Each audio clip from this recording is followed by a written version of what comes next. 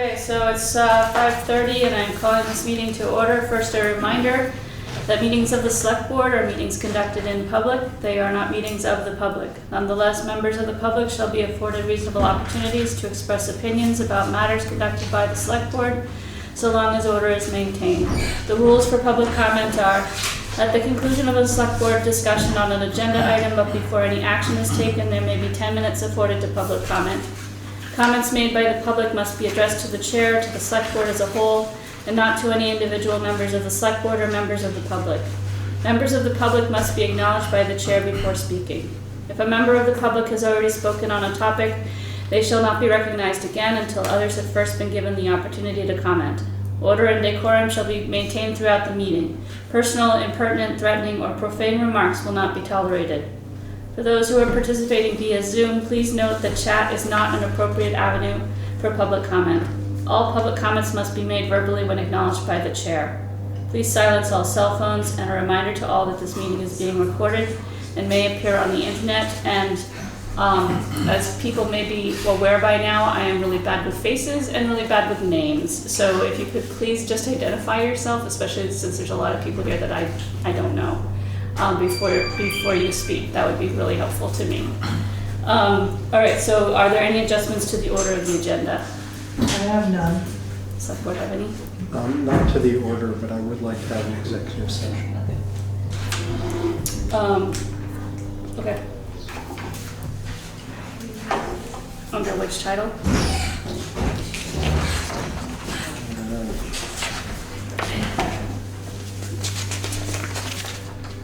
One VSA 313 A3. All right. Next up is the approval of minutes from May 15th, 2024. Oh wait, we're gonna do those separately because Peg was not here on the special meeting, right? So let's have a motion to approve the minutes of May 15th, 2024. So moved. Second. It's been moved and seconded to approve minutes of May 15th, 2024. Anybody have any additions?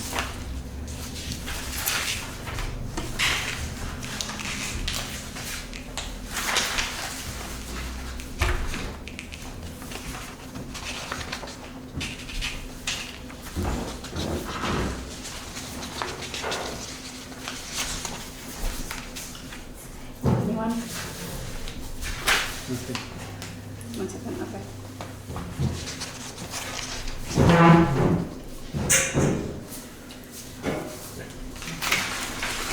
Good. All right. Hearing no corrections, all in favor? Aye. Any opposed? All right, can I hear a motion to approve the minutes of May 24th, 2024 special meeting? Second.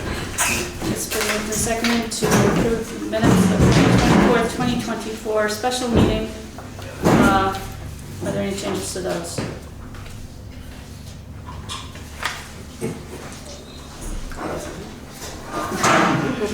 Good? All right, so can I, no, I already did that one.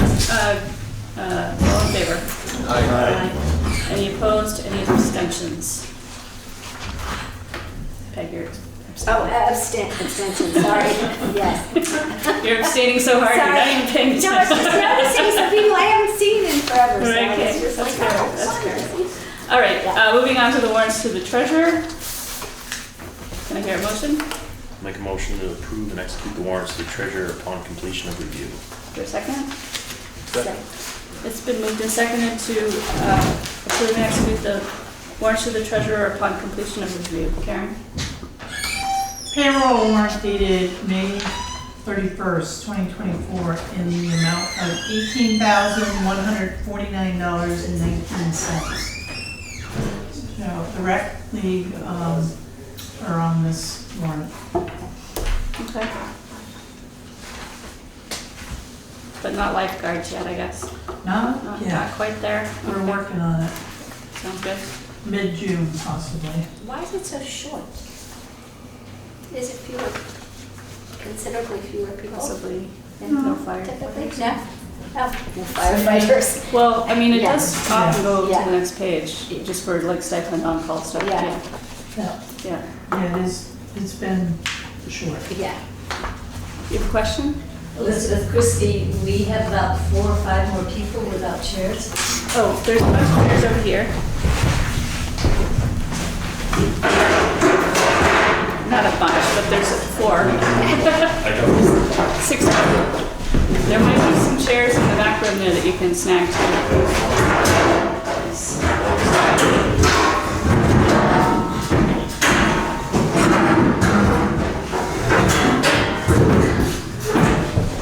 Here.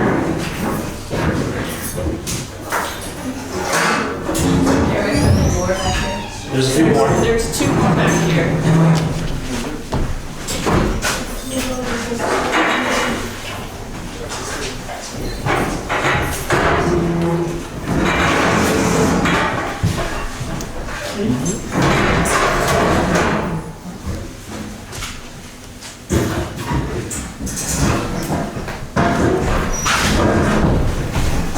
Okay.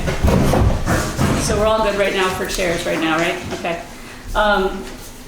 So does anybody have any questions on the payroll? All right, moving on to accounts payable. Accounts payable dated May 18 through May 31st, 2024, in the amount of $39,160.54. A nice low warrant.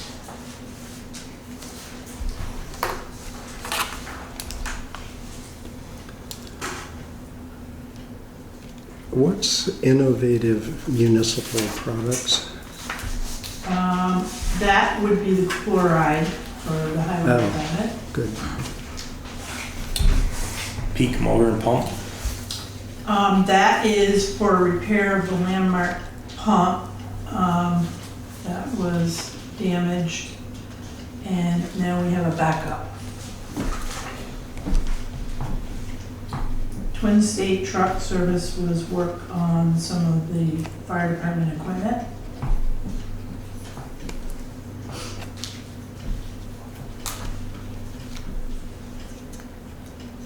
Is all of that up to speed then? All the necessary maintenance done on those? Yes. Good.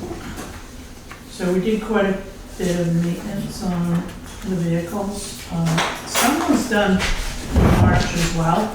So they should be pretty good at this point. They're all inspected and registered, so That's a good thing. everything's good to go. Put some new tires on at least one engine. Susu Community Farm, is that? Oh, so that was a check that was sent for social agency appropriations, was never cashed. Oh, okay. I was gonna say, because there's no other ones on here. Okay. So it was voided, reissued. Kim called Susu, and apparently they have somebody new. They weren't even aware that they were gonna be getting a check. They didn't know what it was for. So we're gonna reissue it. Hopefully they'll cash it, Okay. and we'll see what happens. Okay. Any other questions? Okay, hearing none. All in favor? Aye. Any opposed? Okay, moving on to public comments on items not on the agenda. Is anything on the select board? Anybody have anything to say? Anybody online have anything to say under public comments not on the agenda? Anyone in the room? Jeanette? Jeanette White. I just wanted to say that nobody here probably even knows this, but on Sunday night, we lost a defender of town meeting and municipal government and democracy in Vermont, in Senator Dick Mazza. And he was a mentor to me, and just wanted to say that we've lost him. Thank you. He was from Grand Isle. How many years was he in the Senate? I think 20, 100. Forever. I don't really know. He was in the House before that. Okay. Okay. I'm Edith Wool from Putney Meadows, and I wanted to come to this meeting to tell you that I really, and all of the people at Putney Meadows that I speak to, really, really like Tom Goddard.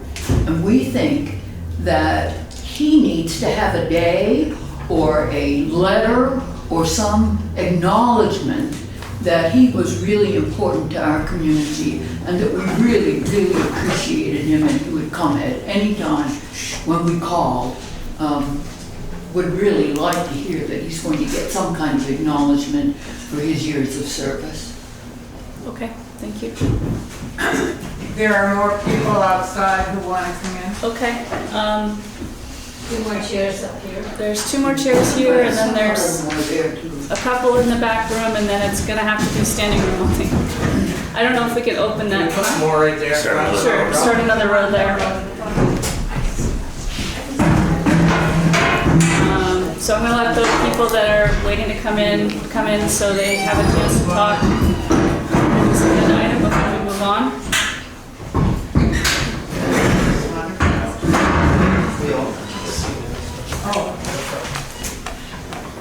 So there's 3 seats up here. Are there more people? No, that's it. Okay. For now. For now.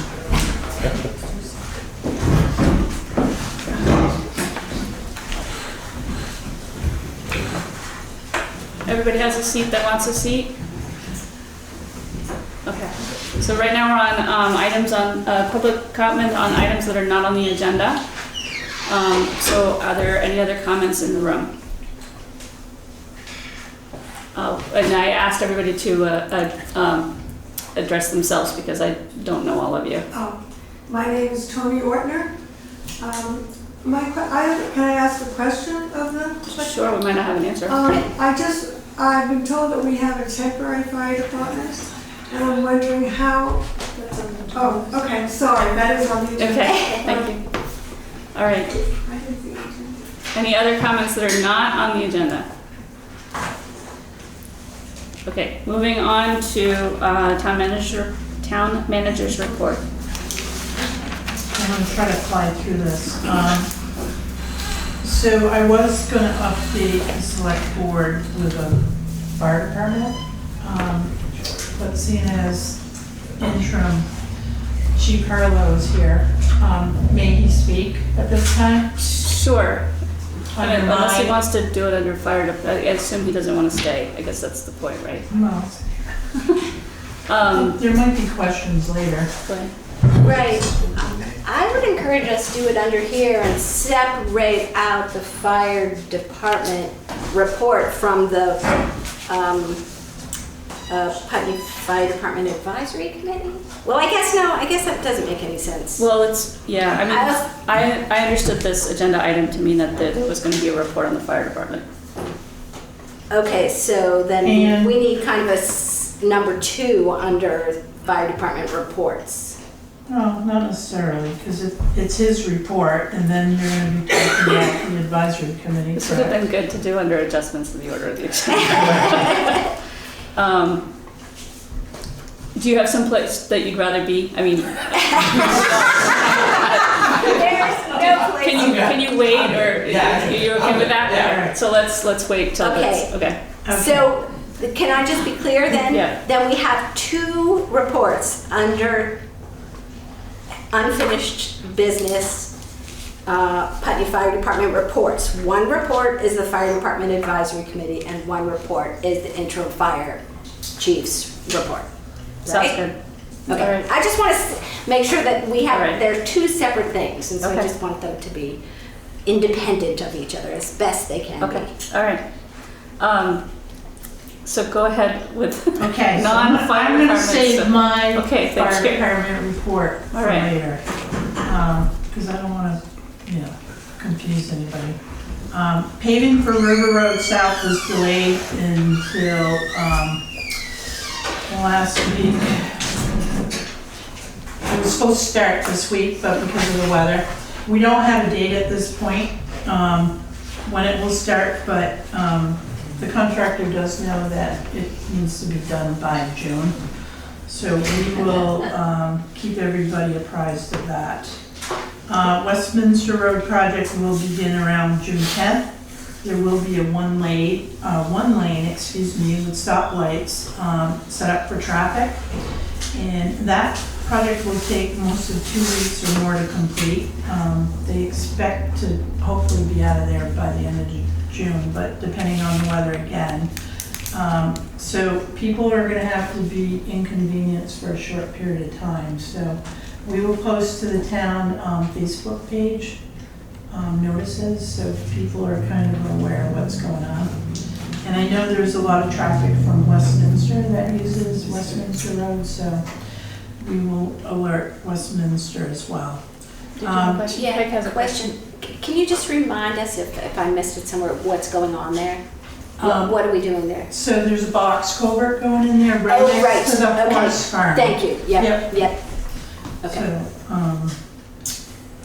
the radar speed light that needs to be replaced by the school going north, we have ordered that light. So once it comes in, it will be installed by an electrician. Cost to the town is approximately $3,000. Also scheduling interviews for the road superintendent next week. I have 3 good applicants that I will be interviewing. There is a memorial bench that will be placed on Putney Mountain Trail above the parking lot for Stephen and Jackie Anderson. So that, I know it was being made. It should be up there shortly, pretty soon, but I will check that out. Information technology bid proposal, we received 1 proposal and we sent 6, we solicited 6. And we advertised it and we only received 1. So I need to review that because it's gonna be a sticker shock. And but I will be ready on June 12th to present that. Okay.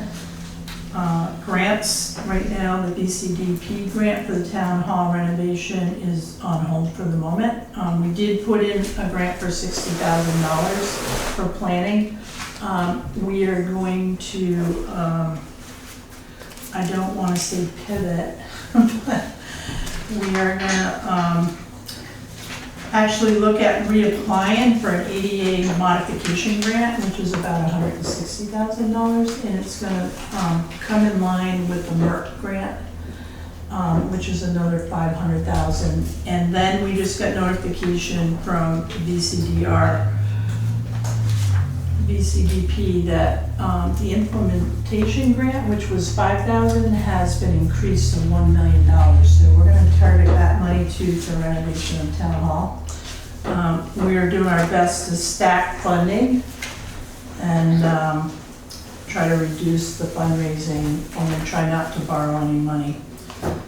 And we'd like to get the planning piece, which is the architectural design and the construction documents, all in order for spring.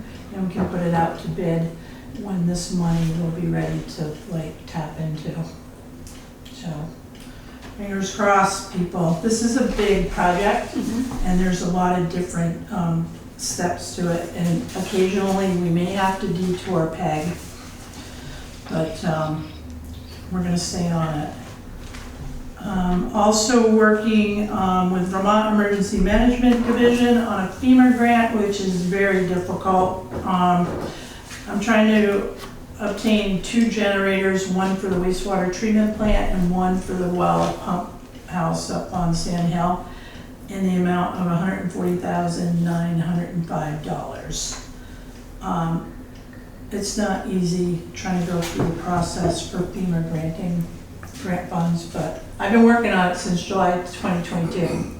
Okay. I haven't given up yet. I thought I'd heard about that before. Yeah. All right. Parkman Wood Road is still, I'm still going back and forth with FEMA on that one. That one is up to $200,000 for a box culvert up there. That one was wiped out with the storm from last year. So there's a temporary culvert in there right now. Okay. So again, FEMA's, they're understaffed and they have a lot of work right now. I'm also working on a passive grant that's on my desk for cameras at the pool and the town garage. I'm gonna fill that gap with fire department turnout gear, which Chief Harlow will let me know how many sets he's gonna need. I was at the Vermont City Managers Association conference at JP on May 15th and 17th. The takeaway from that conference, and the buzzword is coalition, shared services, regionalizing, and building relationships. So more and more responsibility is being pushed down upon the municipalities with certain changes in the passing of certain bills at the state level. And it's becoming difficult at best for municipalities to actually implement these laws because we lack the resources to do it. So that is a conversation with someone like Michael Maricki, which over coffee. But there was a lot of frustration in the room from a lot of managers from different municipalities and cities. And these are town managers that have been doing this work for a long, long time, a lot longer than me. So to hear and see and hear what they're saying, it's a little upsetting, but we are all trying to work together. So the Southern Vermont Economy Summit on May 21st at Mount Snell, it was the same message: build coalitions and collaborate together. Senator Wendy Harrison is coordinating a meeting in our district for town managers, post-legislative session meetings, to review and discuss bills passed this year. And the ones that she said we should pay attention to is like Act 250 and County Government Study Committee. I haven't looked at those yet, but before our meeting I will do that. There will be a Greater Putney Business Mixer and Discussion, which is scheduled for June 11th, which is a Tuesday night, 5:30 to 7:30 p.m. at the Putney Winery, and it's hosted by Discover Putney. So Adam Grinold and myself will be there as speakers. The public is invited. Discover Putney is doing some good work, and they're a spin-off from one of our task forces, the Downtown Revitalization Task Force. Nice. So I just want to applaud them for the work that they're doing. So I do have the administrative assistant position is posted. We've received several applications and we're going to start to sift through those. The next position that I will be advertising will be a part-time zoning administrator. The word is out that we're looking for a shared zoning administrator, but I have not got any traction on that yet. Shared with Dummerston? I was thinking Westminster, but that's not going to happen. Okay. So, but I'm trying to be creative here. We do have a lot of work right now, and we are understaffed, and we just cannot sustain what we're doing right now. Or I can't. I'm not going to speak for anyone else, but I can't. I have 5 applications for zoning to be reviewed by myself as a zoning administrator. There are 5 parcels with potential development and inquiries. And then I have a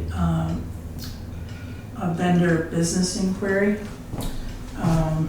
So all of those I'll be looking at. It does take a little while. I do have 30 days as zoning administrator to turn them around.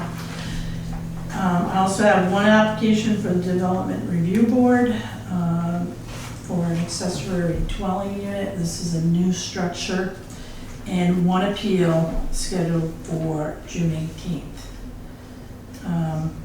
So I also want to comment too that as zoning administrator, I'm seeing more and more single-family residential dwellings or accessory structures being converted without a zoning permit. This is a change of use, folks, and considered land development under Putney's current regulations. So it does require an application or at least a phone call to my office. Accessory dwelling units also trigger a zoning application. So if in doubt, call my office. There's a lot of zoning happening right now in Putney. That's And it's exciting all to- good. Yeah. It's really good, but it's all coming at once, and I'm just like, whoa. And I don't have anyone here that actually can, help with that process. So a doodle poll was sent out to the board to set up a goal setting. Right now, there's 2 dates with only 3 of you out of 20. So June just might not be the right month. what month would be good? No, well, I mean, so I know, speaking for myself, school gets out in mid-June. So I will have more availability because I know there was a bunch of weekends. And my kids' schedules change at that point. I can't really, Saturdays are the day I go back and forth between Brattleboro, back and forth, back and forth, back and forth. Well, I'd like to have all 5 board members at the goal setting meeting. I did try to go back and then change my responses, and it was like creating a new one of me instead of letting me do mine. Oh, no. So I may have messed it up even more. I wonder if you No, want it to doesn't make any difference, so. Okay. All right, we can discuss this further. Yeah. I'll see what I can do, but the sooner we can do it, the better. July 1st is the new fiscal year. Yeah. And no, you can't spend any money. And check your mailboxes over there, because there's Yeah. Bunch of stuff. a bunch of stuff in there for you folks. Yeah. And that is all I have right Person? Yeah, Karen, when you talk about the collaboration between towns, now. you talked about the zoning administration Yeah. assistant.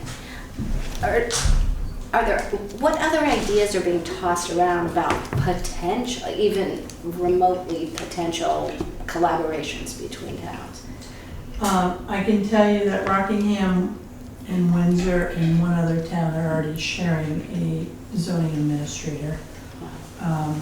I did ask Rockingham if they would take on Putney, but they have too much work. And so I'm also working with Brattleboro, developing a relationship with John Potter on different levels. So Around zoning or in general? just in general. Yeah. So Brattleboro's a different place because they're so much larger, and they have like the planning and zoning, and it's fully staffed. So I would love to work with Brian Banyan or, Bannon, yeah. yeah, and have them, but it's gonna be word of mouth. I just have to have the conversation with people and see. Not every town has zoning. So Vernon and Guilford have no zoning. I can reach out to Newfane. That's a possibility, because I do know their zoning administrator is going to be retiring. So, As far as the larger question you were asking, Peg, there's some talk of regionalizing assessors, because it's getting increasingly hard to find people who are willing to learn that. It's also pretty complicated. So there's that. There's other Human resources. Yeah, human is another resources, area that, you know, could help us. grant writers. Yeah. You know, all the things that. Yeah, yeah, I was just curious Yeah. kind of what the range of Yeah.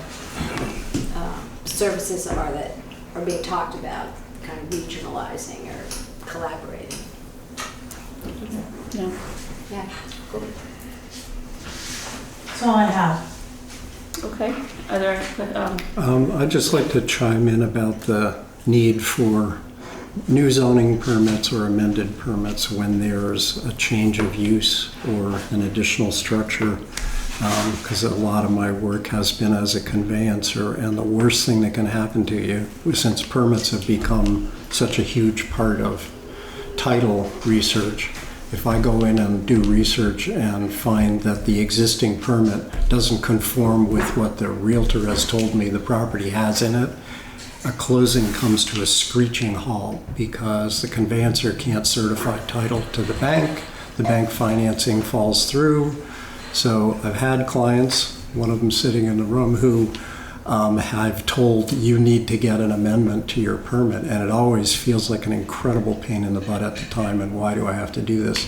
And the answer is because you don't want to come to the end of your ownership of this property and have the closing fall apart because you don't have the right permits. So it's definitely worth doing. Education is going to be key, and as we get into the zoning bylaw modernization, we're going to be looking at ways to educate, because people don't know and it's confusing, and every single application that I get is different because I have to fit it to the regulations. So The builders ought to know too. The local builders should be alerted to the fact if somebody's even adding a bedroom into their house changes their sewer permit. You know, an accessory structure, a change of use. If the builders are alerted to it, maybe they can bring their clients along with them. we'll see. Yeah. Okay. Are there other comments on the select board about the town manager's report? Any comments online about the town manager's report? Anybody in the room? Okay, thanks, Karen. Let's move on to boards, committees, and commissions. It's the Equity and Inclusion Advisory Committee status report. Who's doing that today? Swift, is that you? Either Swift or I, but we have a few things, just because we sent in a few things to put on that agenda to Karen, and then she asked if we would write a little statement about what we've been up to. So let's start with that, I guess. Yeah, that sounds great. So since drafting the flag policy and helping with the non-working holidays resolution, we've been focusing on a few things, such as when we came to the board last time to fly a flag, the Pan-African flag, it was recommended that we come up with a slate of flag proposals. So we were working on that. We were also working on what to do with our $4,000 budget. So Swift, can you mute? Sorry, my kid was reading out loud to himself. Yeah. We were looking at trainings, which is ultimately what we landed on. So we're looking at different options for that. Like a monthly home for the ribbon circle that was created a few diversity weeks years ago. Yeah. And we're trying to get ahead on our monthly observance statements. So that's the majority of what we've been working on, and I think that could lead into Swift's statement for Pride Month. Sure, I want to add two more. We're working on the Ideal Vermont application, which is the organization to support municipalities in doing diversity work. So getting our application in for that, as well as we hosted a really lovely event, just a community gathering talking about inclusion, and read the Declaration of Inclusion, which the town signed in 2022, and some Q&A and some fun snacks and kids outside the library. And that was earlier this month. So I am going to go ahead and read our statement for Pride Month. This is written by me. So June is Pride Month here all over the United States, and has been since 1994, when it was officially commemorated by Riot. Honeyman, you got this. Is how to be quiet. Thanks. Has been since 1994, when it was officially commemorated by a group of educational groups and organizations honoring the Pride parades that started in 1970 in response to the Stonewall riots in San Francisco the year before. This month is about stepping out of hiding and LGBTQ plus people celebrating themselves for who they are and their community coming together. This year is significant to me because the year I came out as queer. While I've always been queer, claiming it and being transparent with myself and others brought me such a different connection to who I am in this way and in all ways. It's been scary and anxiety-provoking at times, but overall I've been grateful for the acceptance I've felt from friends and beloveds and the wider community. This pocket of the world is a fabulous place to celebrate Pride, as the Queer Council of Brattleboro has pulled together a really fun menu of events, and Keen Pride as well. You can find information about the upcoming marches, proms, dance parties, soup nights, family potlucks, swims, and much more on the Facebook pages for the two groups above. Happy Pride. So again, those two groups are Queer Council of Brattleboro and Keen Pride, and there's things all month long for all different flavors of how one would celebrate. Thanks. Thank you. Moving on to the June flag flying request. Yeah, so we are requesting to fly the Pride flag for June. I'll read this though. Oh, that's Juneteenth, sorry. Oh, I don't think I have something specifically written for it. We're requesting to fly the Pride flag for June, which we did last year, and also flying the flag for Juneteenth, which is a specific flag. It should be in your packet. It's red and blue, it has kind of starburst in the middle. Flying that flag for Juneteenth, and the 2 days, 1 day before and 1 day after, so we fly for 3 days. It's in honoring Juneteenth, which is we have a statement about it, we'll read closer to the date, but it's the date that African Americans celebrate and others celebrate as the last day that Black African American slaves were freed in 1965, which was fully 2 years after the Emancipation Proclamation was enacted.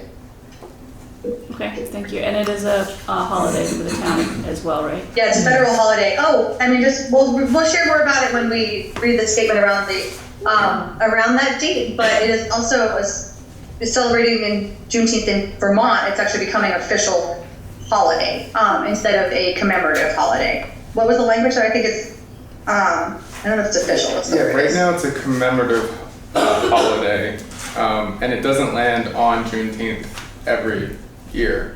I forget what it said. It was like the third Saturday or something like that. But yeah, it's they're moving it so it is practiced on Juneteenth, June 19th, and it'll be a legal holiday instead of a commemorative holiday. So it feels like definitely a year to celebrate Vermont taking strides to making Juneteenth more formal. All right. Yes, the Stonewall riots were in New York City, not in San Francisco. Sorry, thank you. On the occasion of the day of Judy Garland's funeral.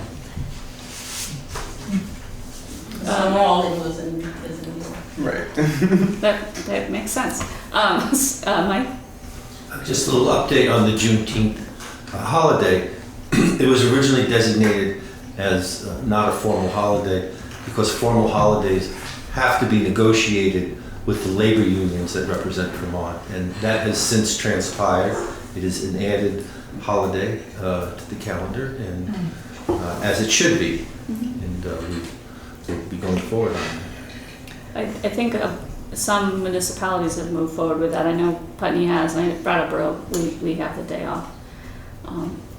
And they actually did add it as a holiday. They didn't take one away, which was nice. So it's spreading.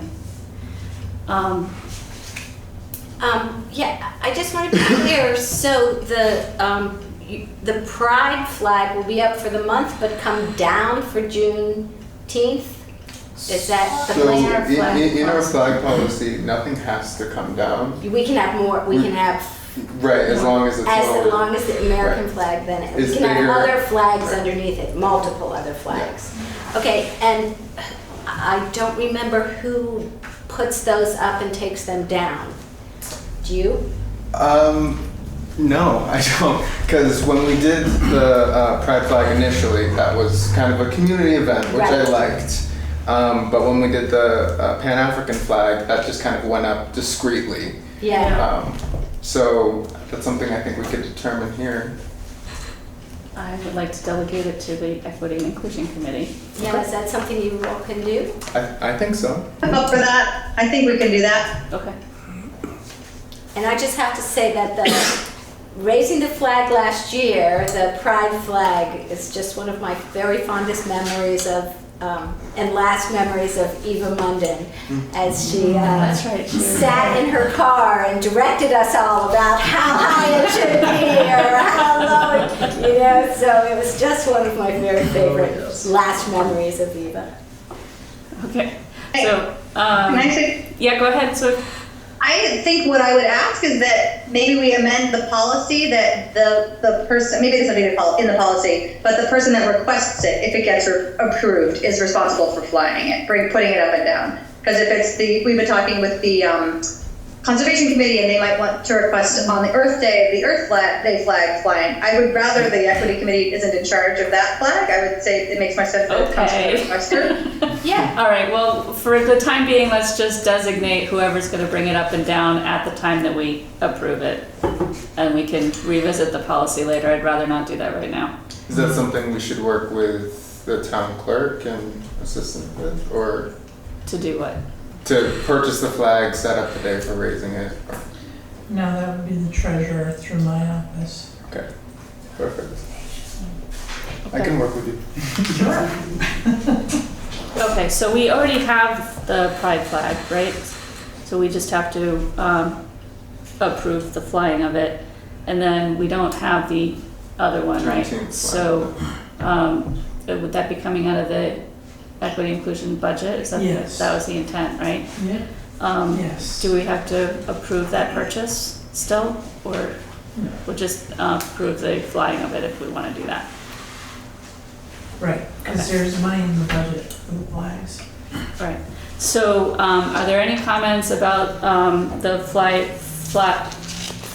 flying request, the Pride Month for the entire month of June, and the Juneteenth flag for which days? 18th, 19th, and 20th Yes. of June, in addition. And that would be at the town hall and at the fire station. Correct. Are there any comments in the room? Any comments online? Any discussion among the board? Can I hear a motion to that effect? I move that we fly the pride flag for the month of June and the Juneteenth flag for the 18th, 19th, and 20th of June. Second. All right, it's been moved and seconded to approve the flying of the pride flag for the entire month of June and to approve the flying of the Juneteenth flag for June 18th, 19th, and 20th. Is there further discussion among the board? Any comments online? Any comments in the room? Hearing none, all in favor? Aye. Any opposed? Okay, great.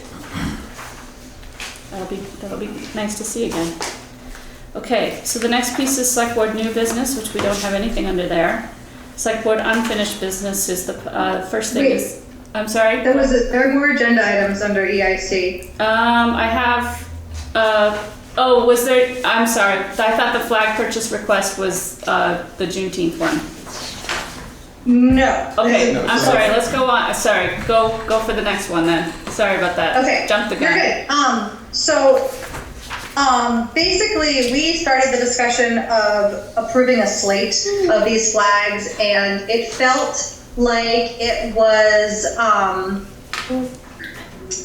not representative of our community. It this 6 people saying, these flags seem like they will probably come up and they are in our community, let's do these flags, or these 10 flags. They are, so approving them as a slate of like recommending you should fly these on these dates felt like it wasn't as present time, it wasn't as real time. It felt like it didn't have as much meaning behind it. It felt performative.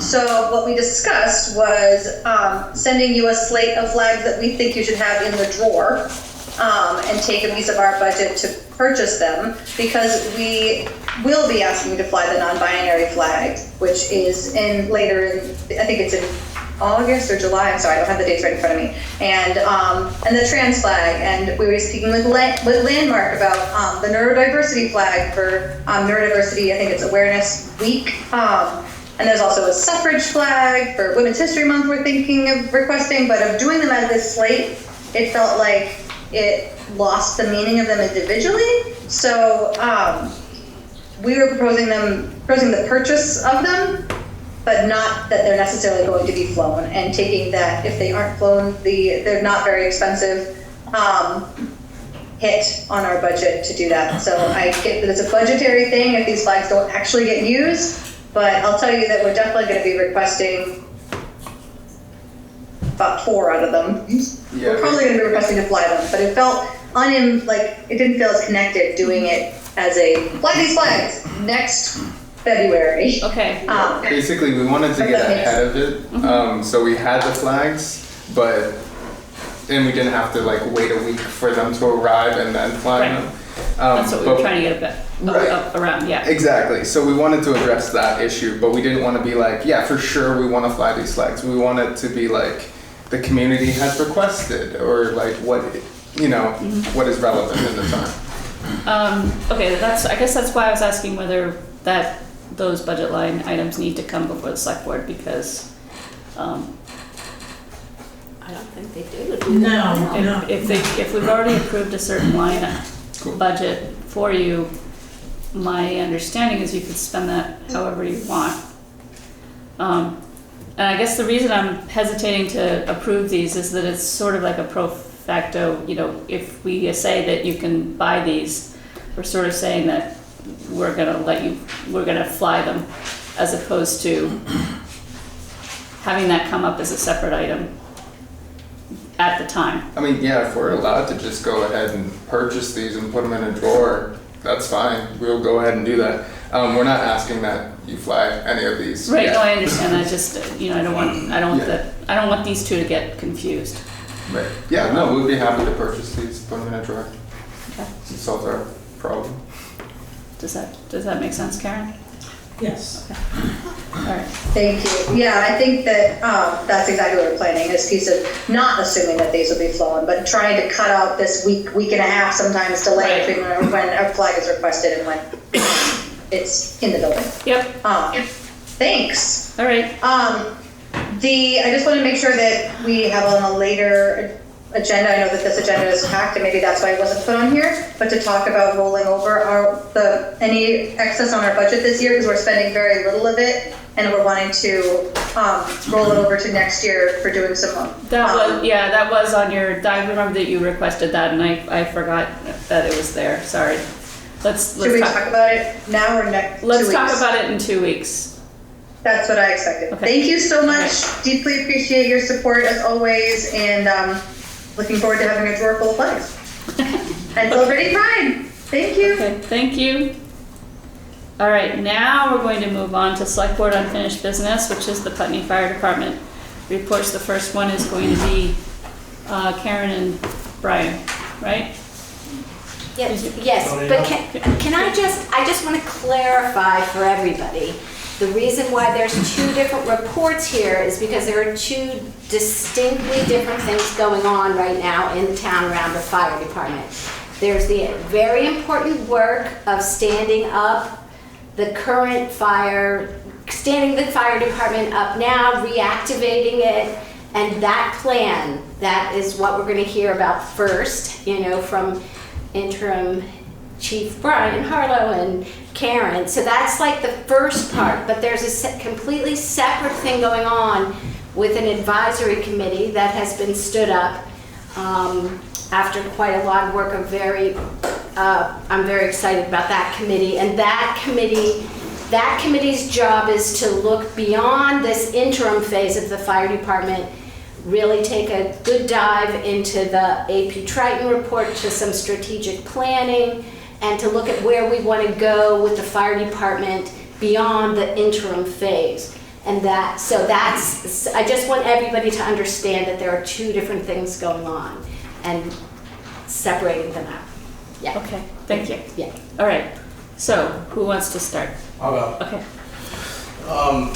So since noontime on Saturday, when we fired things back up, we've had 5 calls, 3 fire alarms.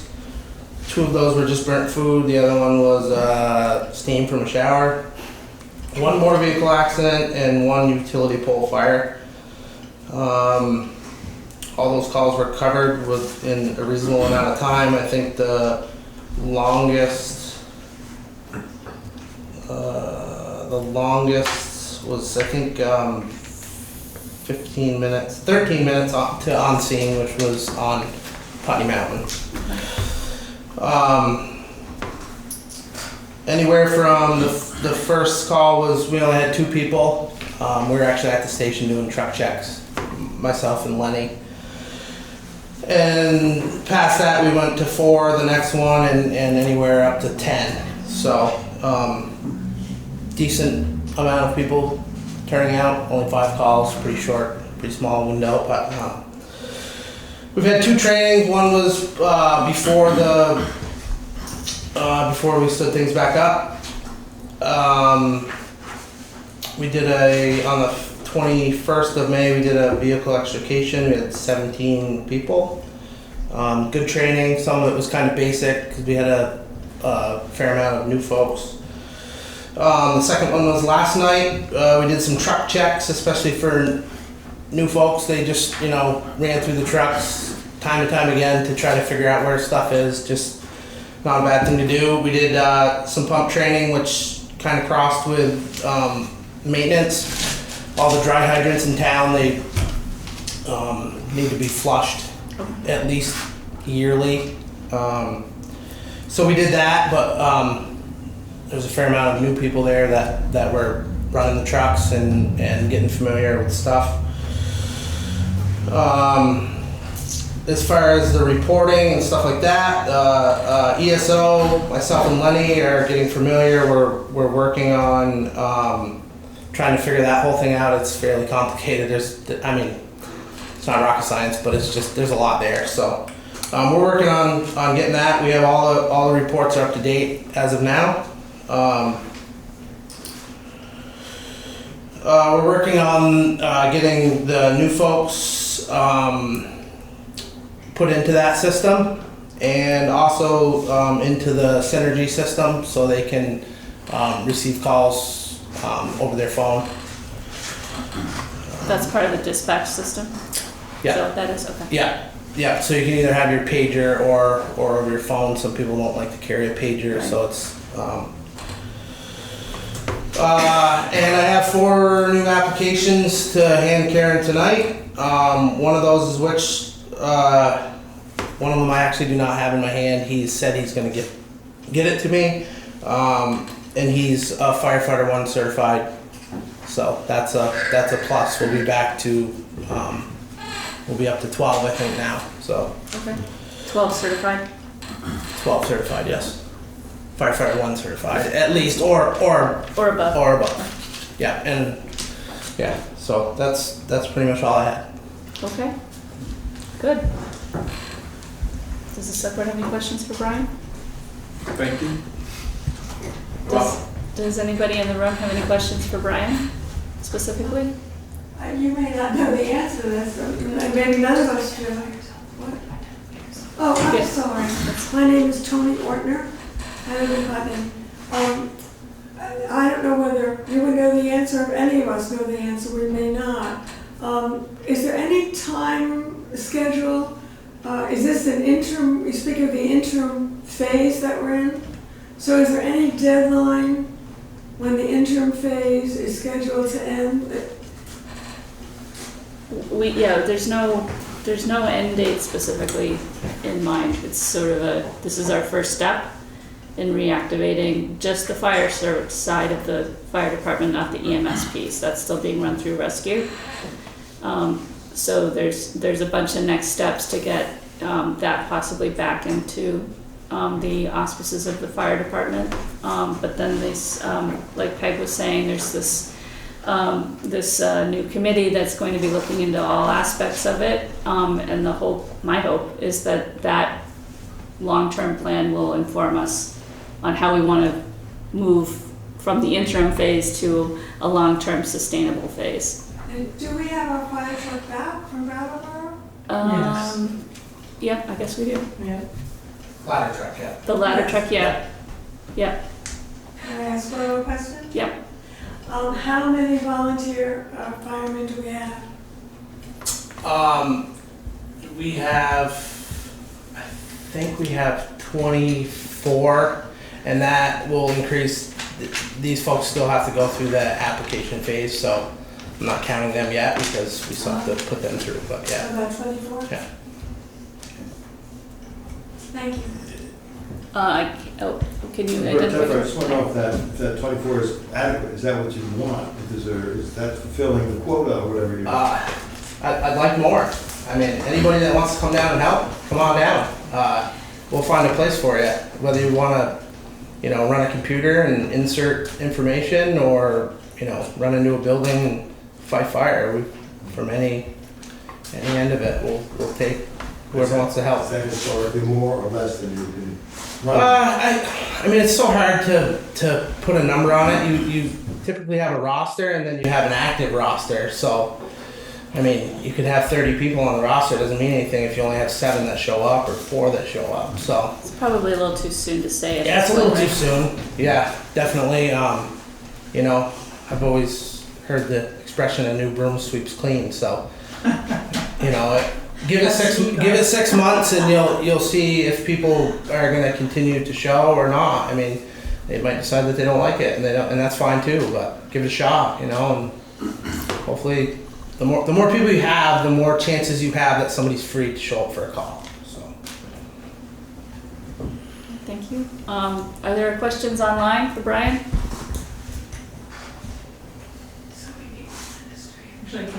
Go ahead. My name is Lynn Weinstein and I live in Putney. And I was just curious, so you said how many are certified level 1? It's firefighter 1. I think we have, it's either 11 or 10 or 11. Okay, and then so of the 24 that you're talking about, those people are not certified? They're not certified firefighter 1, which you don't actually need firefighter 1 in Vermont to fight fire. We'd like to have it, but kind of the short-term goal is to get some of those people to the newer folks to drive trucks and pump, because the learning curve on that is pretty short.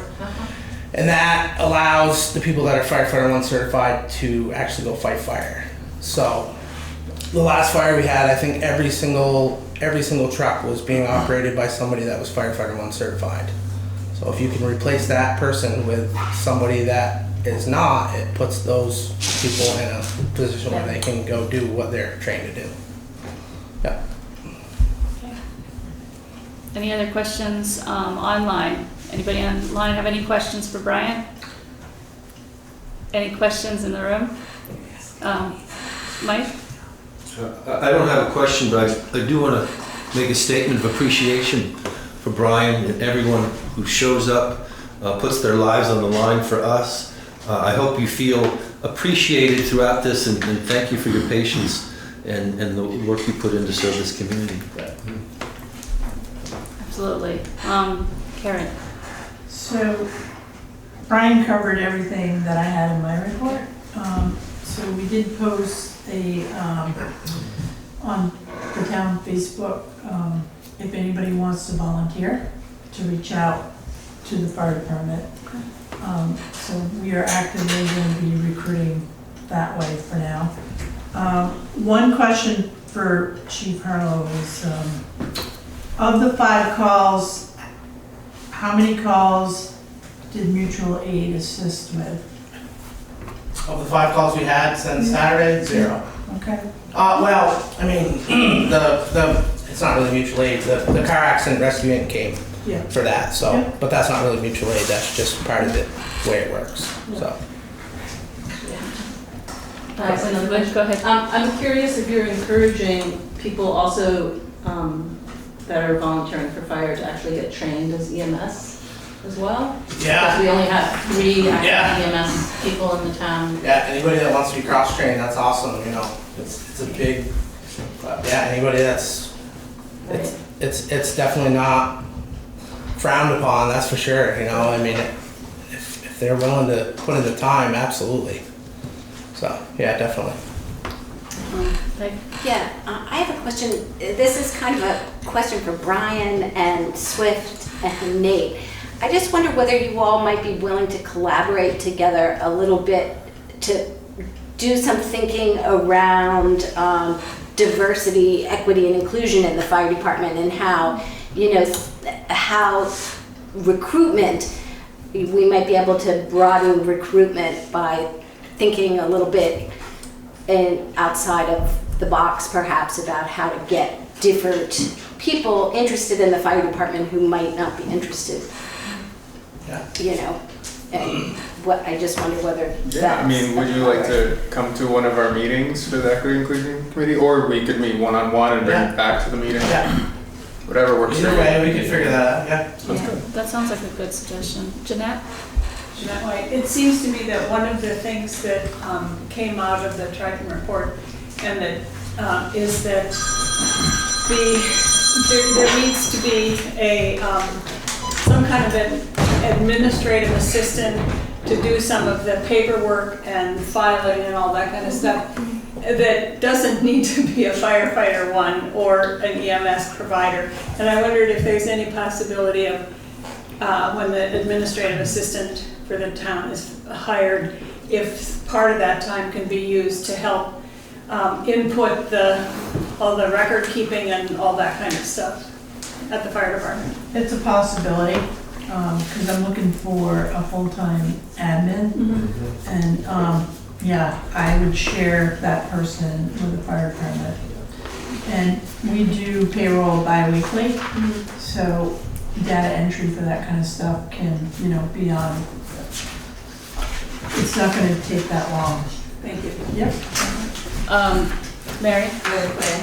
Brian, I have a question for you. Sorry, I can't leave You yet. said anybody who wants to do anything. So if when you put up something on, or Karen, when you put up something on the town website, other things that the fire department needs besides people fighting fires that would help out the fire department? You're asking other things? No, I'm just saying, when What- something's put up, you know, I'm asking you right this minute. But Yeah, I don't know, could you just mention something, if you want to put something? yeah, okay, yeah. Yeah, I guess, I don't know what, I did see it, I glanced at it, I don't know what Yeah. it specifically said, but if it said something like Yeah. data entry or whatever, Right. I mean, Okay. other things that we would need, kind of a call for volunteers, yeah. So it's not specific, it's just a call for volunteers. Yeah, but The people other might thing- think that means that you're asking them to go fight fire. Not necessarily, because I think there's a lot of skill sets. Yeah, I just Right think we now. should make it, I think we should make Yeah. it clear, because Yeah. when I read that, I might say, well, you're asking me to fight fire, and that's not something I wanna do. Right. So maybe we'll put a little Yeah, paragraph that's on all, there. I think Yeah. that was the point. Got it. Okay, are there other questions for Brian? Yes, I have one. What Again, was your Tony name? Ortner. Thank you. So do you temporarily need someone to volunteer, for instance, for typing or organizing materials? I mean, because you don't have an administrative assistant now. As far as at the fire department, probably not right currently, just because we're trying to figure out the system, but as soon as we get it figured out, if we had somebody that wanted to join that was interested in, yeah, I mean, there's a way to make anybody useful, so yes. Okay. Does anybody have any other questions for Brian, who's trying to sneak out the door? sounds like, it sounds like we're good there. So, thank you very much for all your work, and thank you for everybody who's put in that work. It's taken us a bit to get here, but it's looking really good. Yeah. Okay, so the next piece is Peg's report. Yeah, I don't have a whole lot to report. This is the report related to the Fire and Rescue Advisory Task Force. Just that we have invited, we have 9 members who have been invited to be on this task force. They represent EMS experience, a fire service experience, somebody from the Select Board, Putney community members, community member at large, and then a couple people who were selected specifically for their experience outside of Putney to bring some perspective from outside of this community. And the interim chief and the town manager will be on that committee as well. Where we are right now, all those people have been notified that they are on the, it was an application procedure we got. There were a lot of people interested. I want to say thank you to all the people who expressed interest in being on the committee. And thank you very much to the people who are going to be serving on the committee, because we have a lot of work to do. To your question about how interim is interim, I mean, we hope to move quickly and, so that we can get into a permanent thing in the fall, but it remains to be seen. We have a lot of work to do. And what we're waiting on right now is we're looking to hire a facilitator, and Karen and I are meeting tomorrow with somebody who we're hopeful might work out as our facilitator. So that's where we are with that committee. Okay, sounds good. Does anybody on the select board have comments on that? Anybody online have any questions or comments on the newly formed committee? It will be a committee that's subject to open meeting law, so all the meetings will be open to the public. So they'll be warned on our website, and you're definitely welcome to come and comment and listen. Anybody in the room? Bert? Yeah, I just wondered about the EMS section, portion of things. Is that going to be on hold until this committee makes some recommendations, or what? There's still some work to be done with I believe Karen and Drew and some other Jeanette to work out what exactly is going on with the current situation in rescue. I think the original end date for that was August something. Yeah, September anyway. Yeah, so interim will be involved in those discussions. Yeah, so we're not really sure exactly how we're folding that back in. But it's not the role of this committee is to figure out that is still in kind of the interim solution bucket. Yes, we will. This committee will be looking at what should our relationship to. What should our EMS model be in the long run, right? But so that might be different than what gets set up in August to cover us in the shorter run. So does that make sense, Bert? Who is making that decision? It's not the committee that. No, it wouldn't be the committee. It would be probably in conjunction with Karen, Brian, Rescue, Drew, Hazelton, Jeanette, and maybe ultimately coming back to this board to approve an EMS transition plan at some point. Jeanette? If I can just clarify the August date. Rescue will provide the service for as long as we need it, because we're a member town. Yeah, we have a contract with them. Rescue. Okay. The September date is because right now they have a little office in the park and ride, and the state is providing them with electricity and heat and everything, and it might get to be an issue if they have to start plowing around it. So that's going to be worked out with the state. So if we need an extension, we'll go to the state to see if that extension can happen. But in the meantime, Rescue is providing all the and all the EMS people in Putney are now operating under Rescue's primary license. So those people are still active? Yes. Yeah. Lynn? I just have a question, and I feel like I should know the answer to this, but I don't. But I'm curious how many rescue EMS people we had in Putney previously. I know we have 3 now, so. That's a good question. I mean, that's my concern. Yes, That's really hard for 3 people to, I mean, I don't know how many rescue calls there have been since your 5 days that the fire station's been open, but I know it's been more than 5 fire calls. Yeah, our EMS calls are substantially higher than our fire calls. It's like 70%, 66, 70% medical calls. Right, so you have 24 people who are willing to be firefighters, and we have 3 active EMS providers in Putney at the moment. Yep, that's definitely concerning. And I don't know what we had, but I'm just curious if anybody knows. So we had at least 5 advanced EMTs, and then we had at least maybe 9 that were first responders, and then there was some that were firefighter and EMS. Yeah, so it's, and of course, at different levels, they can only do certain things out in the field. Right. So that's the other thing, and having them under rescue right now, they're getting training and they're hopefully getting certifications, so, you know. Well, I'm just concerned about bringing you. Yeah, it sounds like, My energy is like, nice to in. No, that makes sense, yeah. No, that's gonna be a conversation, though, how do we transition back and, you know, welcome those folks back, you know, if and when they wanna come back. Yeah.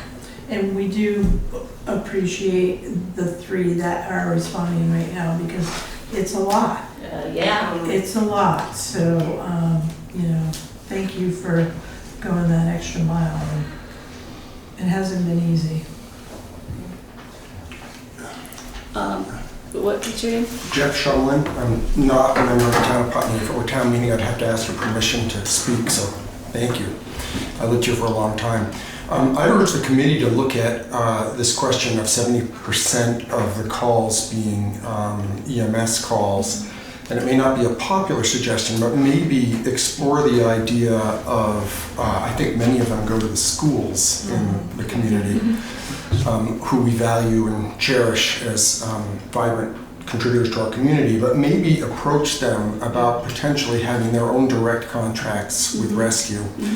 And even a situation where in a given situation, based on the nature of the call, our local team is called out for support, but where perhaps the initial triage leaves the town out of it if it's a pretty straightforward call to one of the schools, because I think a lot of the energy is going in there. Yeah, I think in retrospect, we probably should have had a representative of this at least one of the schools, if not all of them, on this committee, because I think they will be part of the future model. I don't know that for a fact, but it seems logical to have them at the table. But some of us are double dipping. Yeah, that issue has come up and is on the agenda as we look at what the committee's goal is to look at models, to try to figure out what are the models that can exist out there. So kind of look outside the box a little bit and then bring it forward to the community to get some feedback, because different models are going to have different ramifications and cost us different amounts of money. And what do we want to do as a community? So we've built into that advisory task force that they will facilitate and analyze a community conversation about what we want. Bert? I'm sorry, one more question. But am I to understand that we are then having less first responders than we used to? At the moment, yes. I'm concerned about that. Because as wonderful as rescue is, somebody local and close by to get there is a different set of important requirements. So I think as a community, we think we ought to know what are we missing and where are the holes? And what can we do about them now as well as in a year from now? Great. Yeah, I guess it would be nice if we could encourage some people who were EMS under the auspices of the fire department to consider volunteering their time with rescue in the interim. We can't make EMSs out of thin air. I hear your point. Like I said, there is going to be a conversation between the players involved. We just don't have an answer for you right now, but it's on our radar. And we share the concern. I mean, yeah, it's we live in town too. Yeah, we share the concern. I share the concern. Maria Ogden. I wonder if, as you're advertising and trying to recruit people for the fire department, you could also do sort of a separate posting that maybe gives some loose understanding of what it takes to get trained through rescue to be a first responder. Mm-hmm. Just to see if that's people a good idea. Somebody might bite. Yeah, that's a good idea. Excellent. We did receive 2 applications too for EMS. So right now, because they're under rescue, whether or not they choose to start there and maybe come over, that's an option too. But so Jeanette White is the town representative for rescue. So she's been, a big help with getting meetings coordinated, and in the near future we will be having more discussions about EMS in Putney and how to transition over. I don't know what that looks like right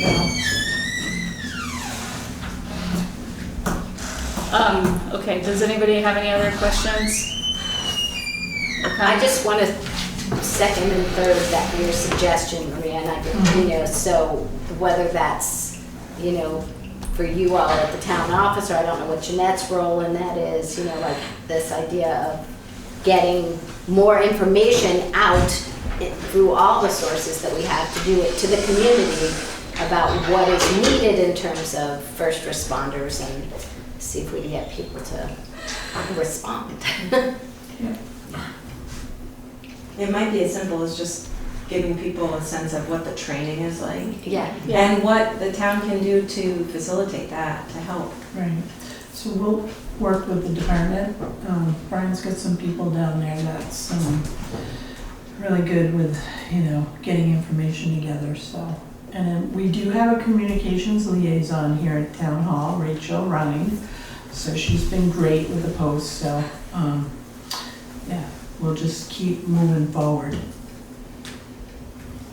Thank you.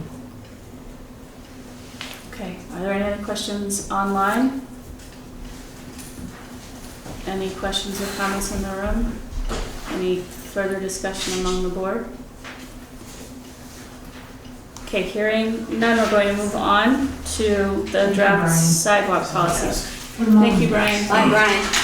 Good job. Thanks. Okay, so I have your name on it, Peg? Yeah. Anybody want to leave before we talk about the draft sidewalk policy? It's really exciting. Sidewalks are important. I know, you're really interested.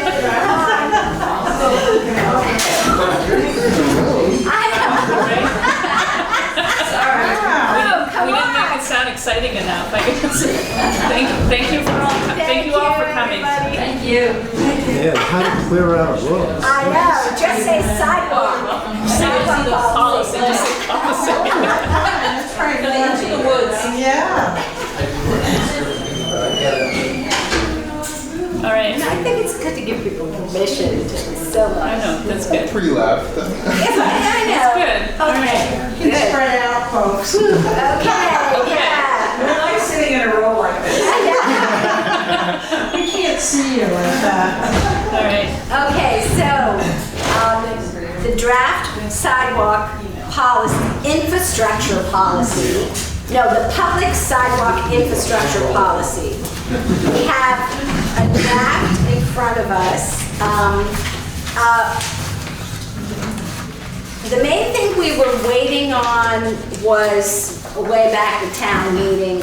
Yes. You know, that we had to get clarity that we could use the funds from the sidewalk reserve fund for maintaining existing infrastructure and supporting new infrastructure. So that's what kind of got this all held up for a while, but here we are. So you have a draft in front of you, and I would like to make some tweaks to the draft. Nothing substantive, but in Article 2, it is the intent of the policy to guide the select board with, I would like to change the language there to creating and maintaining public sidewalk infrastructure. Can you say that again? Yes, creating and maintain. Wait, I'll start over. It is the intent of this policy to guide the select board with creating and maintaining public, not pubic, sidewalk infrastructure. Spell check didn't pick that up. I know, well that's because it is a word. It should though, it should always like have a warning. Warning. It's like the most. Okay, we should definitely spell check the whole document for that, you know. And maintaining public sidewalk infrastructure for accessibility, connectivity, safe mobility, and convenience for community residents and visitors, period. Period, okay. That's what I would say. I would take the whole rest of that paragraph out because we're going to talk about it below under the sidewalk repair reserve fund. Okay. I don't think we need it up there under the purpose. So the only other things that I would change then, Article 3 definitions, where it says, you know, the definition of a sidewalk. The term sidewalk as used in this policy shall mean walking or biking paths. Okay. Utilized for public convenience and situated within the limits of a public right-of-way, blah, blah, blah, blah. And then it says, you know, constructed by town-approved contractor or the public highway department. Then I would say current public sidewalks are, because those are just like lists, you know, it's not clear why we have those bulleted things. Where are you? Sorry. Underneath, see where it says Putney, it tells, those bullet points there tell you what the current public sidewalks are. Okay.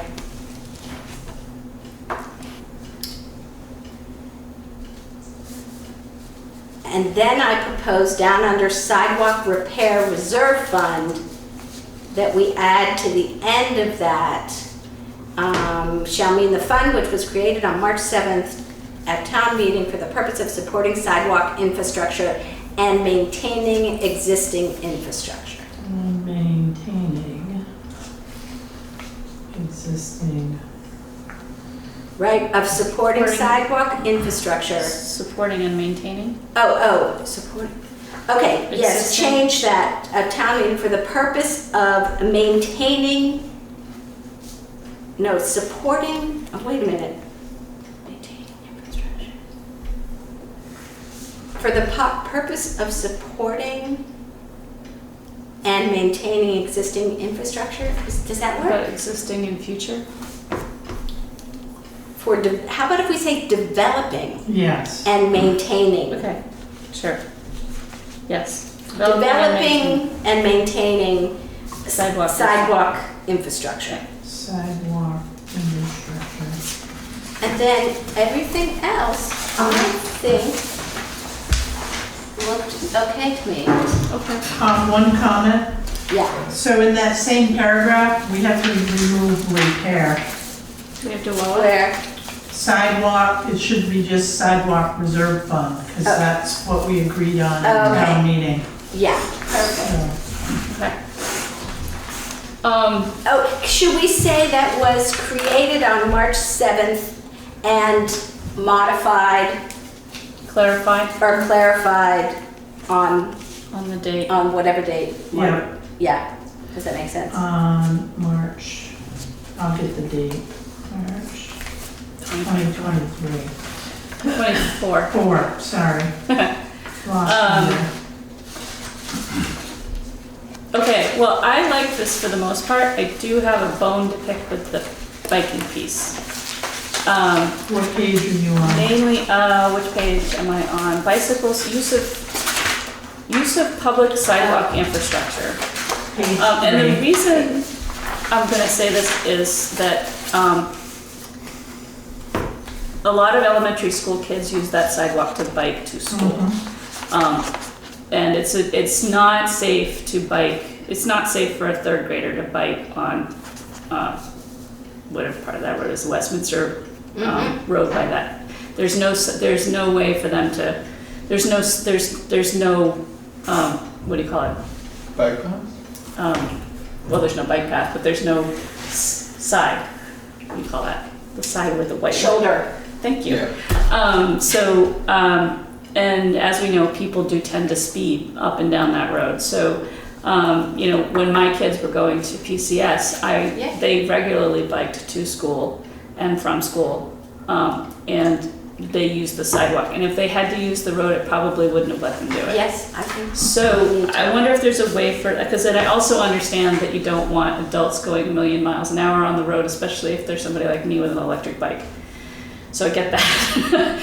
But I think maybe there's a happy medium to allow children who are not accompanied by an adult to ride on the sidewalks up to a certain age, or to and from the school, or, I mean, although they do, it's a certain amount of freedom to be able to go to the co-op to get an ice cream without, asking your parents for a ride. So I'd hate to see that get. I agree with you that it should be age, not like to and from school, just because I grew up biking all throughout Putney.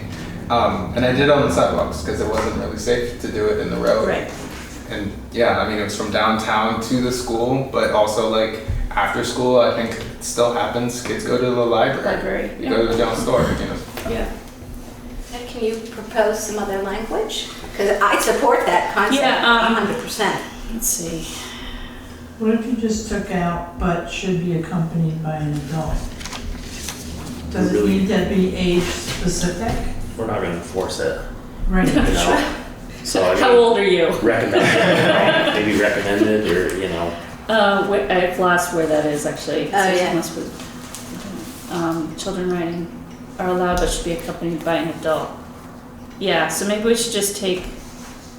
Well, and we don't have to say tricycles, small bikes, and other toys. Yeah, maybe children riding bicycles. Children riding bicycles. Yeah. And other toys. Do we have to say that? If we Well, don't here's- have other toys in there, then it's specifically allowed, isn't it? If we're not prohibiting it, then it's allowed, right? Yeah. Because as soon as we say like bicycles and tricycles, are going to come up with some freaky electric ball thing that you ride to school on. Right. Power wheels. Yeah. How about if we do this? How about if we start that section with adults should not use the sidewalk for bike riding unless with small children on their own bikes, or if the adjoining street is considered unsafe for the rider, in which blah, blah, blah, blah. Children are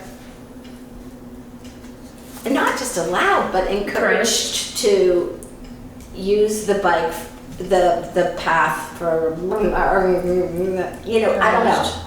Children are encouraged to utilize the sidewalk as a safe alternative. As a safe alternative, yeah. Utilize the sidewalk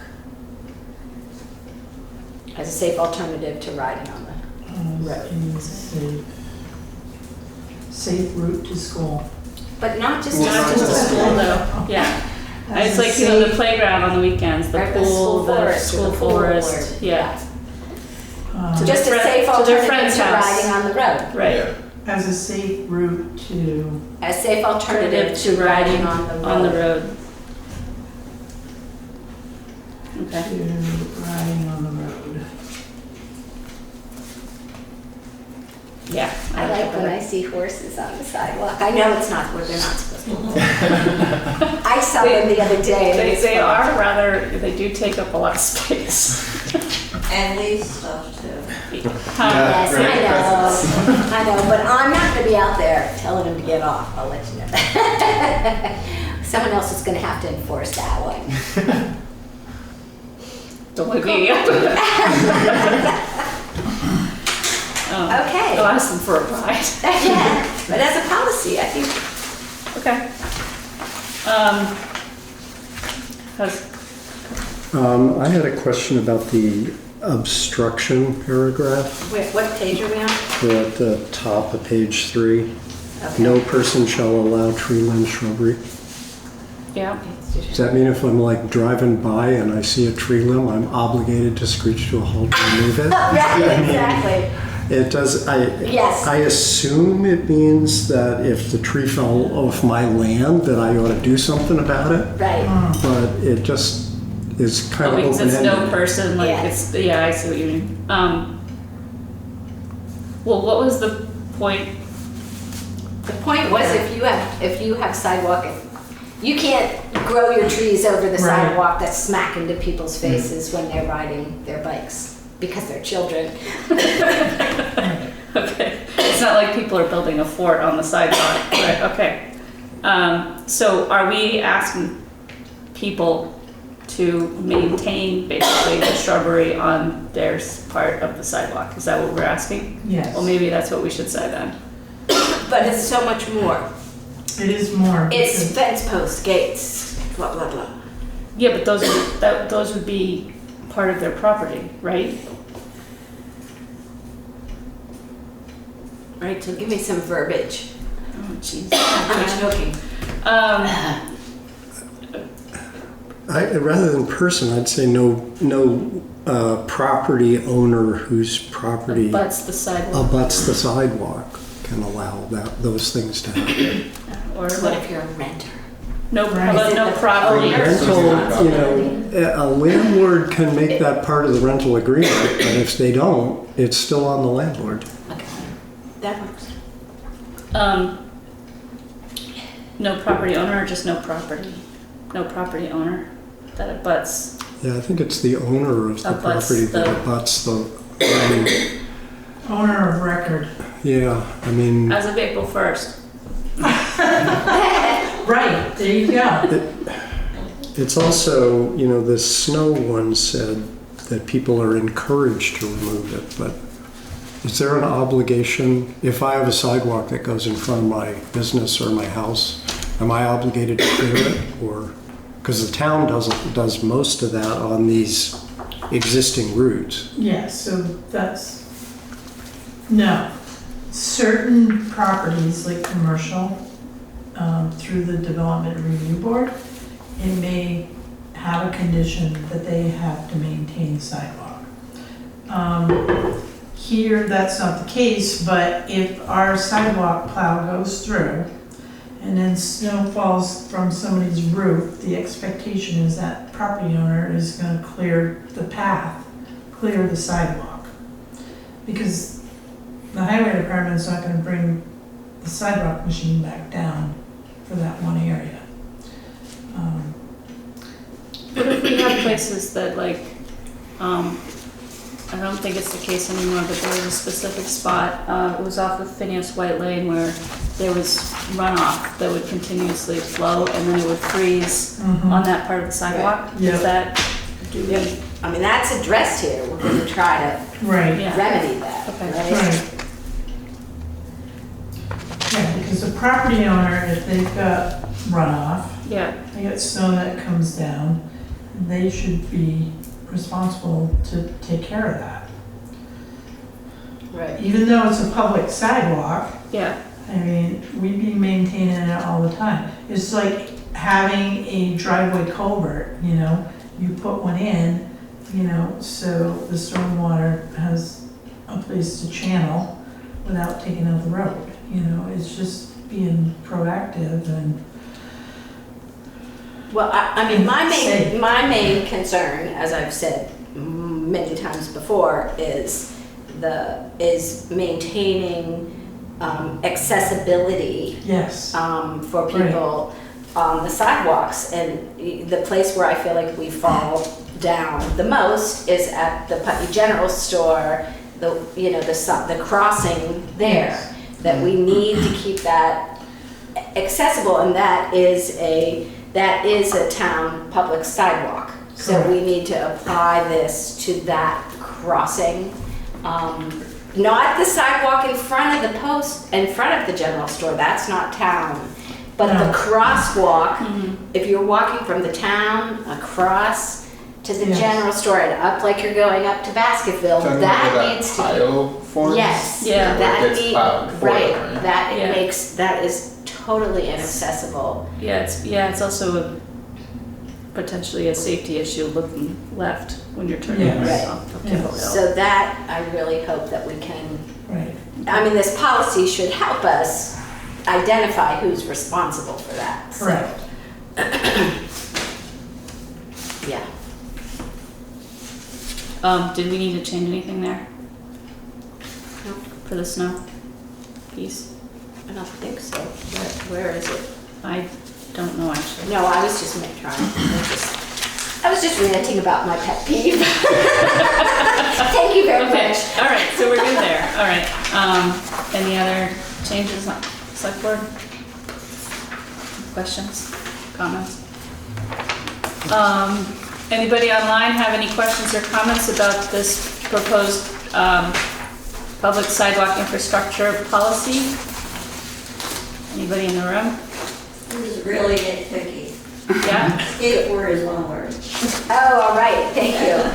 We appreciate a good editor. What was skateboards what? Skateboard is one word. Yep, that was picky, Thank you. and we appreciate it. We appreciate it. Because skateboarders would be like, hey, Right. it's one word. Okay. Do we feel comfortable passing this tonight? I'd kind of like to see the rework. You want to see it with the changes? Yes. Okay, so Like we'll there's make a the process. changes and We're then. not in a big hurry here. Okay. Except that I'm just so eager to get my name Excited off to get that. I want my name off that. So we'll make the changes and bring it back to our next meeting, which is. I think we should retitle it the Peg Alden Public Sidewalk. The Alden personal pet peeve from Zona Pia. 5/12? 6/12. 6/12. Yeah. Okay. So we'll bring it back then with these changes. That'll give the public time to read it too, so that's a good idea. All right. Moving on to select board reports. This is the section of the agenda where we comment on any progress we've made on things that we said we'd take on. So Nate, you're on the Cannabis Control Board process? Yes. So I met with JJ and Rachel yesterday, I think. Yeah, it was probably yesterday. And before we actually craft a draft, we wanted to get a feeling for the board, kind of what direction we want to be going, because it seems like they have other towns in Vermont have different ways that they have a cannabis control commission. Some just leave it up to the state. Some select boards take it on. We didn't find evidence of an independent cannabis control commission, but I guess that's a possibility. I guess one question I had is, why did the select board choose to take this on from the state? At the time, it was to introduce a little bit of control over the process, because the state has they basically, it was from on high that thou shalt have cannabis in your town, and there's very little oversight over where it goes or any of that. So it was at least an attempt to be notified when a cannabis cannabis operation came into town. In fact, it's the only way that we would have gotten notified. And so Okay. this came about because we had an application that came in and we had basically had no idea how to like approve it. So, because it's kind of like liquor in that it, you know, there's some basic things we ask, like, have you paid your property tax and are you current with your sewer? Has anybody heard anything bad about these people, kind of thing. Yeah. But it's cannabis, so there's other rules. There's a lot of rules about other it. rules, and Yeah. that's what we were looking at. Anyway, that was our thought process at the time. At the time, did we establish a quote-unquote point person? Because there needs to be somebody who's like keeping up with the guidance of basically what the state has been putting I don't out. think we did. All right. Well, we could just give it to JJ. We could give it to the town clerk. Okay. or the board. Is he here? Oh, good, we can give it to him. I mean, that makes sense because it's, you know, it's again like he processes the liquor licenses, so it makes sense that it would come through his office. Mm-hmm. So we tried that in the beginning, but it was so fuzzy with the state regulations, because zoning comes into play too. Yes. It does. It does. It does, and that's something, a conversation I'm gonna have, you know, being on the committee for the zoning bylaw. Yeah, there's like buffer zones and stuff that you need to keep There's in some, mind. but there is with liquor too, isn't there? I assume so. I don't know anything about liquor. I mean, they sort of took the zoning piece out of it. They were basically like, you can't object to this just because it's in a residential area. If we say it's okay, then it's okay. But at the very least, there's buffer zones for schools. Yeah. Like somebody couldn't set up right next to a PCS or something. Right. Yeah. I'm just wondering if that's substantially different from liquor. It's not good. I think it is different, and, you know, because each license is different, although. There's different kinds. Yeah. We also only have jurisdiction over like retail and maybe another one. Growing. The other ones are Manufacturing. Yeah, there's a couple that we don't even have a say on, so, which I don't remember right now, but. I mean, other information that we learned is like the state's Cannabis Control Commission meets weekly to talk about, like we said, the buffer zones, fees, waste disposal, advertising, like what's allowed. There's also, we could set up a local tax. I know we talked about that at last town meeting, but like specifically for cannabis. So yeah, we just wanted to get a feel for what direction we wanted to go as we craft this policy. Like, do we want the point person to be our town clerk, or do we want somebody in the select board to handle that? In general, I think that this is my opinion, that we should have people that are employees of the town because we have the potential for changing every year. So, yeah, I think it'd be great to have JJ take it on. let's give it to JJ and see if it works. Yeah, it's been difficult. Well, they didn't even remember they never even had our commission in, and we had definitely sent them I mean, the emails. I mean, don't if we know. didn't establish a point person for that. I mean, it seems like Maybe that was what it we're was. chasing the state. Yeah. When we find out that, you know. Yeah, it shouldn't be there's like that. cannabis. There should be a process. Yeah. So again, that's something that came down through the state, and, you know, there has to be better monitoring, I guess, and communication. There's a lack of communication. Yeah. So. Right now, we don't have any operating permits. Like, we've had, what, 2 or 3 since we took this on, but right now we have none. Okay.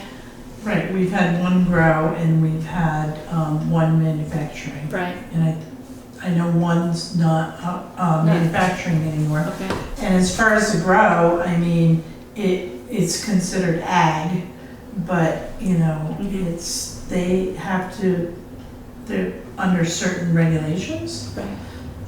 And I don't know who enforces that either, so. I don't know. It's really complicated because technically it's illegal, it's a federally illegal, right? Yeah. So it's not really ag because it's not legal.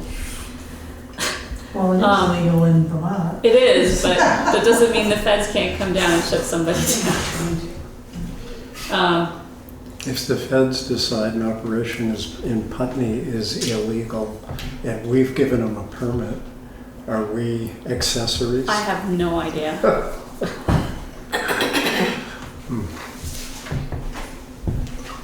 But the main thing that we saw is that, you know, we reached out to a whole bunch of towns in Vermont, and there's been very little shared information. So I think, you know, next step would be to have somebody who's like really keeping apprised of what the state regulates. Yeah. Is there somebody in the AG's office who's responsible, who's on top of this stuff? Is there an assistant attorney general who has this as part of their portfolio? I don't know.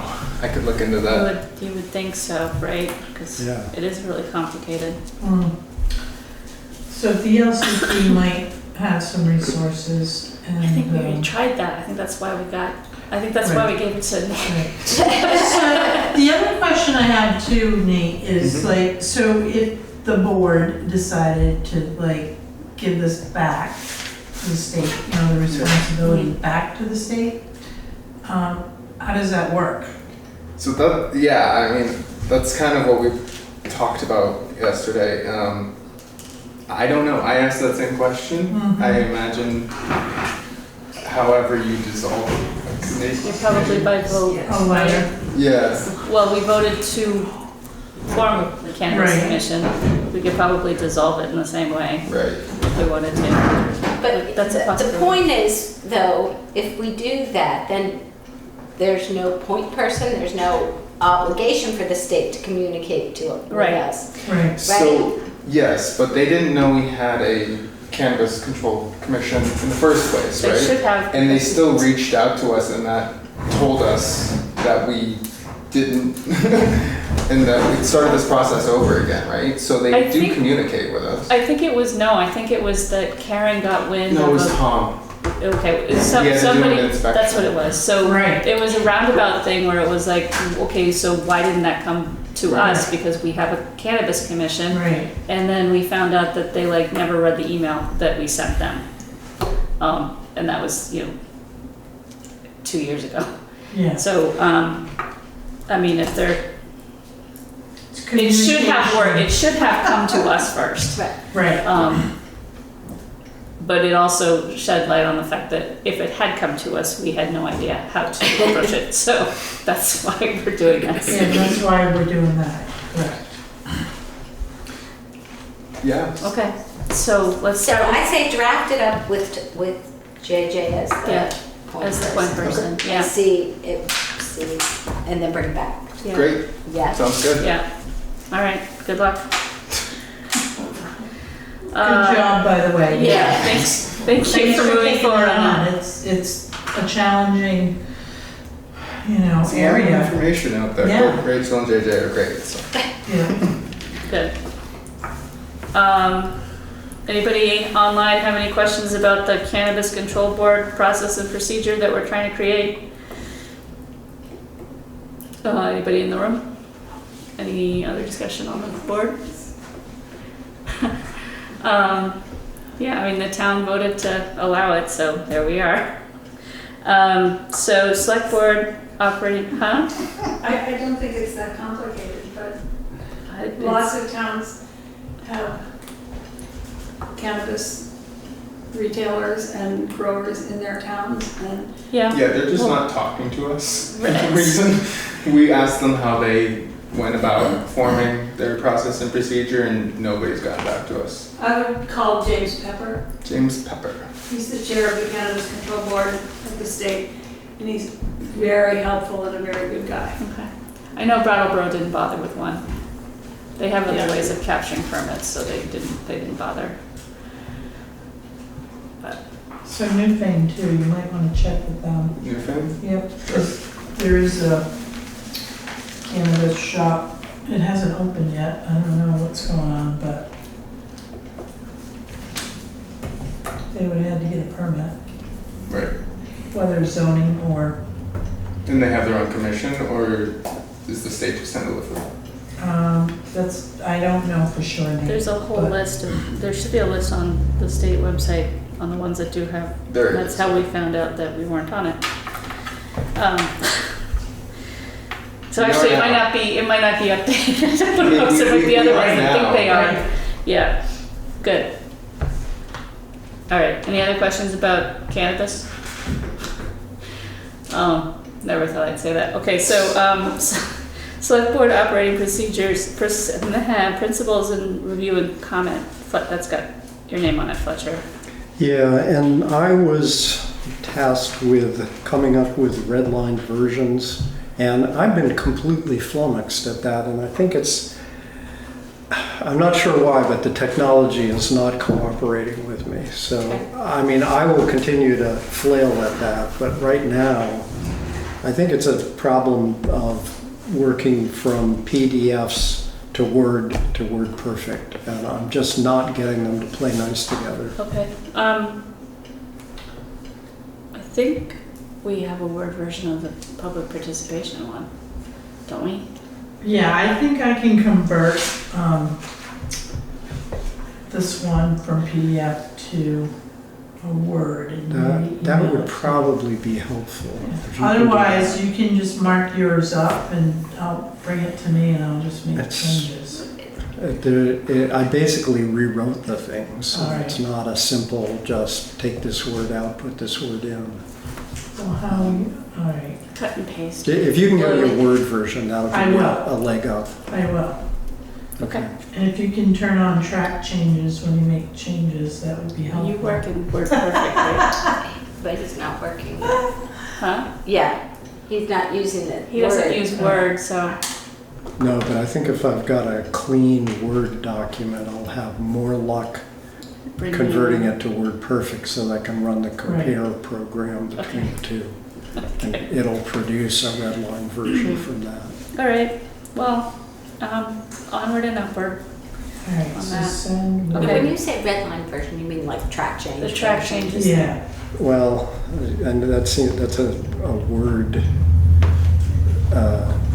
label, but any place something was taken out, there's a strike through it. Right, Any yeah, place yeah. something's added in, Yeah, it's yeah. underlined. It's Yeah. tracking Yeah. changes, okay. Yeah. I just wasn't sure what a redline version meant. Got it. All right. Okay, so I assume that's true of both of those. Yes. Okay. Yeah. All right. Does anybody else have anything to report that didn't make it to the list? Okay, so we are going to have an executive session under Title I VSA 313A3, which is the appointment or employment or evaluation of a public officer or employee, provided that the public body shall make a final decision to hire or appoint a public official or employee in an open meeting and shall explain the reasons for its final decision during the open meeting. Are we inviting Karen in? I think I would prefer just the board for now. Okay. And I don't expect us to take an action as Okay. a result. All right. So before we vote on that, our next meeting date is June 12th, 2024. That's a regularly scheduled meeting, and I don't think we have anything scheduled in between that yet, right? So, so that's that. Can I hear a motion? I'm sorry, Jeanette. But before you go into executive session, Jen, I didn't want to say this when everybody was here because it wasn't relevant. I would encourage everybody to call the governor's office and encourage him to veto H875. It is it was done by the State Ethics Commission, and there are some things in there that deal with the State Ethics Commission and the State Code of Ethics, and even those are problematic, but the one that deals with the town, the municipal Code of Ethics and conflict of interest is abominable. There is no way small towns will be able to administer it. It's a huge, huge burden on towns, and the VLCT has called and encouraged him, and he sees real problems with it. but it's going to be, the optics of vetoing an ethics bill are going to be, that's something he's going to have to figure out, but the more ammunition we can give him, the better. Okay, thank you. So. I second that. It was well intentioned, but it's a nightmare. It wasn't well intentioned. Okay, it was not well intentioned. Either way, I mean, I saw some of the testimony, so I'm willing to give people the benefit of the doubt. Every single town that testified against it. The only one that testified. Oh yeah, no, I know. There's the Ethics Commission and the Connecticut Ethics Commission. Yeah. So, thank you. Yeah, thank you. Thanks, Jeanette. Yeah. Bye. Okay, can we have a motion to go into executive session? So Second. All right, it's been moved and seconded to go into executive session under Title I VSA 313A3. All in favor? Aye. Any opposed?